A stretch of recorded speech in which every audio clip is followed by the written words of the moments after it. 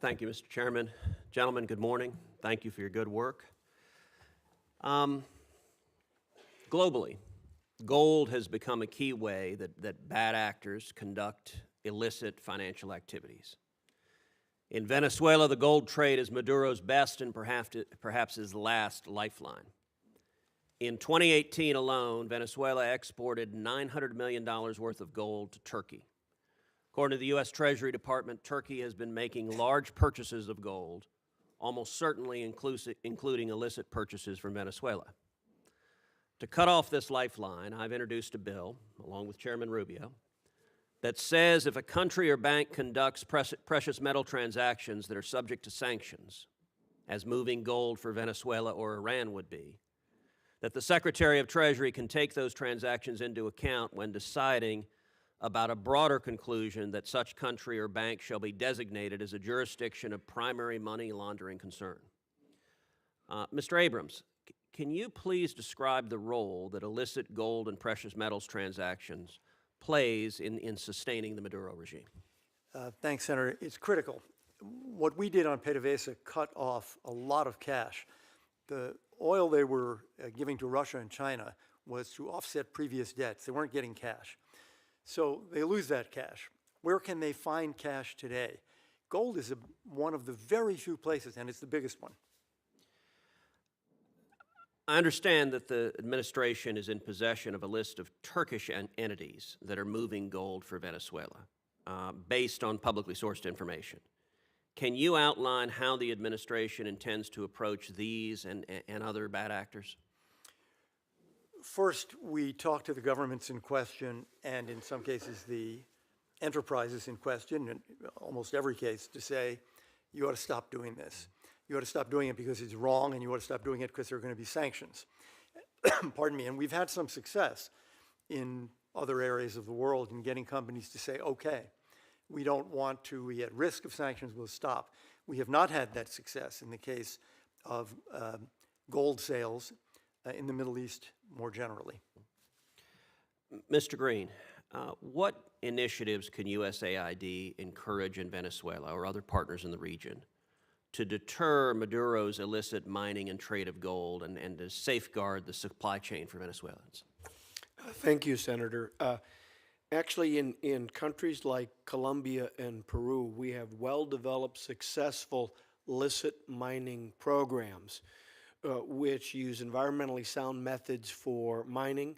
Secondly, because it's licit, it actually provides a revenue source that can be reinvested in the communities and creates good-paying jobs and chokes off the source of illicit gold revenues that we know that narcos and criminal gangs too often use. So I would propose in that day after in Venezuela that we ramp up investments like this.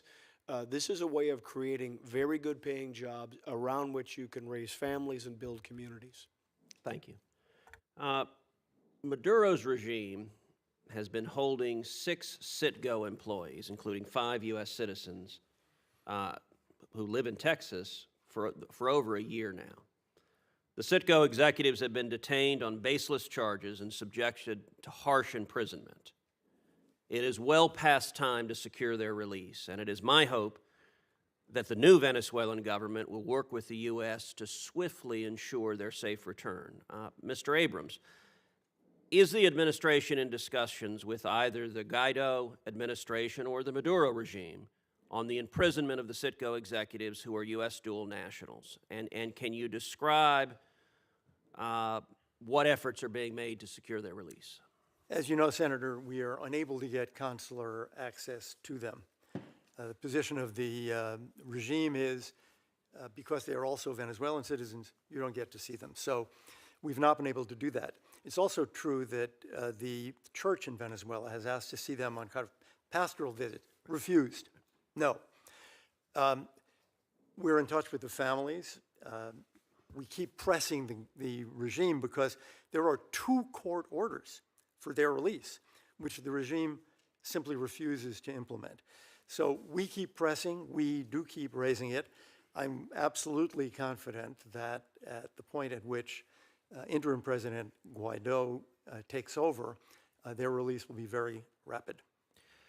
Well, good, and I would encourage you to continue to make that a high priority. A final question for both of you. This is a pivotal time in Venezuela's history. It's a time with enormous opportunity, but also enormous risk. There are some 3,000 generals in Venezuela. Each of those generals now has to decide with whom he stands, with the illegitimate and oppressive Maduro regime or with the legitimate and recognized Guaido government. What do both of you believe could be effective both carrots and sticks for those 3,000 generals to encourage them to stand on the right side of history with the people of Venezuela and not to support a dictator on his way out the door? Well, I'd say there are two parts to that, the Venezuelan part and the American part. The legitimate National Assembly has passed a transition law that speaks of amnesty, pardon me, and there are further debates in the National Assembly in Venezuela about saying more about that, being more detailed about what an amnesty would consist of. On our part, we've made it very clear that sanctions can be removed.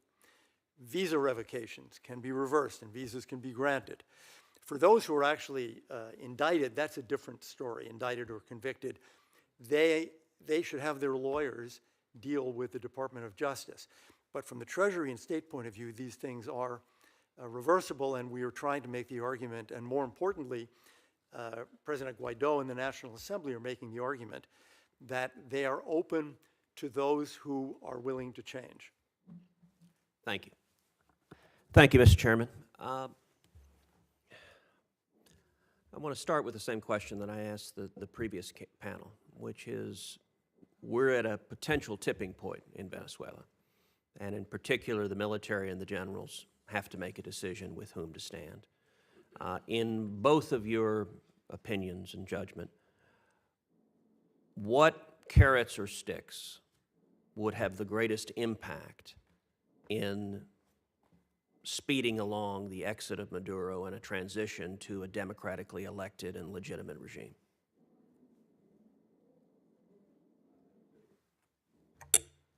Thank you, Senator Cruz. I agree with the implications of the question that the real arbiter on the ground in Venezuela is the military and those with the guns, which is the monopoly of the regime at this point. So at some point you have to either get them to stand down or switch sides and switch their allegiance to Mr. Guaido as the interim president. These are individual decisions. These are decisions that are made based on people's best guess for their own prospects and that of their family. And our understanding is that many of the people who remain quote unquote loyal to the regime are not doing so because they particularly like Mr. Maduro or even like his social project or whatever it is, but because they're afraid. They're afraid that they'll obviously lose their jobs and their pensions, but they might actually be killed. And the way that the security services are being monitored, not just by the Venezuelans, but also by some of their outside advisors, there is a real sense of who may be looking to create conditions for to try to overthrow the government or leave or what have you. So it's a very delicate situation. What can the United States and the international community do? I think we can continue, as was discussed in the previous panel, to express openness that those who do not have blood on their hands, those who have not participated in human rights abuses, would be welcomed into a new Venezuela. I think that's absolutely appropriate. But I think at the end of the day, the people have to understand that there will be change in Venezuela because they want to be on the winning side. They want to be on the side that's left standing. And if they think that Mr. Maduro will have the opportunity to remain forever, then the choice to switch their allegiance to Mr. Guaido becomes that much more fraught. And if they believe that Mr. Guaido, in fact, will be ascending to real power in the Miraflores Palace, then the decision in some way becomes a little bit easier. I'm not saying it's easy, but it will be easier. So to the extent that the international community can continue to show the commitment for real and lasting democracy in Venezuela, I believe that's the most potent thing that we could do at this time. I'd like to add to that. It's going to be very difficult, I think, to break the high command. I think the number that I've heard is 2,000, Senator Cruz, not 3,000, but it's a substantial number, and whatever it is, it's at least double, if not triple, what we have in the United States, and an armed force that's hugely bigger. I recall that in the Chilean transition, General Pinochet, who subsequently was made to stand trial for his crimes of torture and killing of political opponents, remained as the head of the armed forces and then became a senator for life.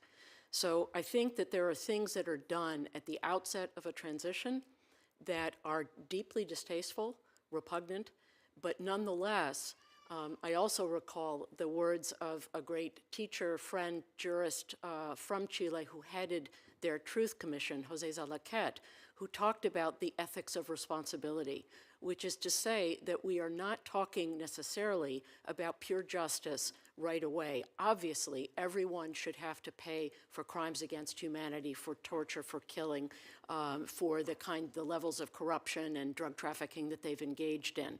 But what you can accomplish initially as you have a transitional government leading to elections is very different from what can, I think, occur down the line. And I think the United States has an important role to play in this. Again, as distasteful and contrary to the whole concept of the rule of law that this may seem, if people feel that if they change or if they somehow agree to break with the regime, what awaits them is a supermax jail cell in the United States. You will never see the movement of those people. So I think we have to think in very pragmatic terms, not in absolutist terms, be flexible, but also listen to what the Venezuelan opposition is doing in terms of speaking to the military, making that outreach, because it's clear that the offer of amnesty has not yet been sufficient. So one additional question. Mr. Farnsworth, you made reference to the Cuban soldiers and thugs that are on the ground in Venezuela. Can you detail a bit more the malign influence that Cuba is having propping up the Maduro regime? From what I know from outside open sources, they've been very active, particularly in the security services, offering not just guidance in terms of how to organize intelligence operations, but also helping the Venezuelans carry them out in some cases. They've also been active in state functions such as passport agencies and authorities so that they know who's coming in and out of the country.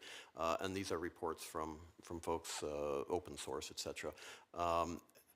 You don't need a whole lot of people from outside the country to do a lot of damage if they are embedded in the most sensitive areas of the government and the areas that have control of the population. And this is what the Cubans have primarily focused on, is my understanding. So with that in mind, it's become a very complicated effort, and to try to get some of these folks, Venezuelans, who may, quote unquote, want to do the right thing, they don't know who's watching them. They don't know what information they have on them. They don't know who's watching their families. It's a really complicated and difficult scenario. Thank you.